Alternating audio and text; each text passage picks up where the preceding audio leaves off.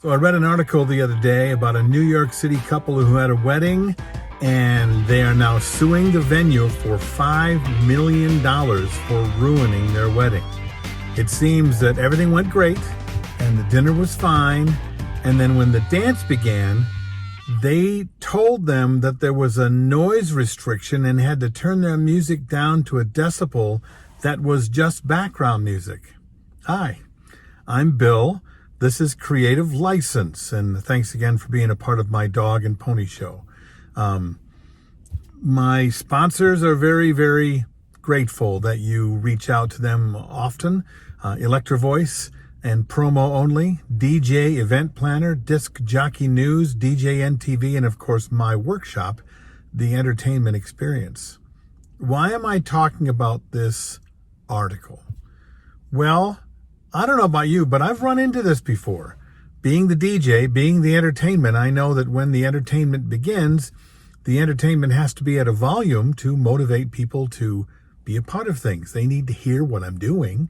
They need to be motivated to get up. I mean, you don't hear a song when you're driving home and you love it and you don't say, turn that down. No, it's turn it up, right? And then you find out from the facility that, you're way too loud. We're getting complaints from people in the bar or in the hotel or whatever. So you're going to turn that music down. Or when you're doing barn weddings, and there's been lots of barn weddings, they have this noise ordinance in the town they're in. There's not another piece of property within miles, but they're worried that their neighbors are going to complain if the volume is too loud. Well, having too loud a volume is an issue. I mean, some DJs, some bands, some entertainers, they just don't understand that volume doesn't necessarily mean energy, but you do need to have it turned up, right? And what didn't happen at this wedding in New York is that, first of all, the couple didn't do their due diligence to find out whether or not there was going to be some kind of noise restriction. But as a guy who does this for a living, I would say it's also the DJ or the band or whoever the entertainment was and their responsibility to reach out to the facility and find out if, in fact, they have a thing like this. Now, there's not a lot of them, so we don't, right?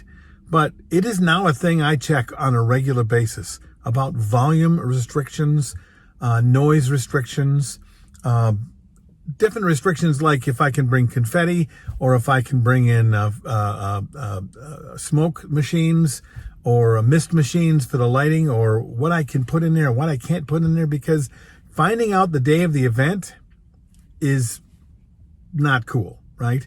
And the couple not finding out into the event, that's a really big deal. But what's going to happen is if you find out, then you have to have a contest of wills with the facility, and or you need to bring in the venue to be the bad guy. Because look, if I get my music turned down by the venue, they're not yelling at the venue immediately. They're yelling at me. And then I got to be like a child and say, it's not my fault, it's his fault. Whereas if I was smart, I would know what kind of things to look for. I would tell my clients, have you asked the venue if they have noise restrictions? Have you asked the venue if it's going to be a problem that I need to be set up at a certain place or I can set in at a certain time? I mean, I've had those places at the last minute tells me that I have 45 minutes between the time that guests begin to arrive and when I can set up. And to find that out the day of the event, that's just, in my estimation, irresponsible of me. And I've learned these mistakes by making these mistakes. I've got my lesson learned. So what I'm trying to do is to put it out to you to not learn this lesson on the fly. Don't find it out about it at the wedding or the event or whatever. Do your due diligence and find out what the facility allows and what it doesn't. And then empower your client to get what they pay for, because I think that this New York City couple, they're going to get their money. It's a big lawsuit, but you know how it is. The entertainment doesn't play. What gets ruined? The wedding. What do you think of this? Write your comments below. Did you see the article? Did you have a different take? I'm Bill. This is Creative License, and I'll see you next week.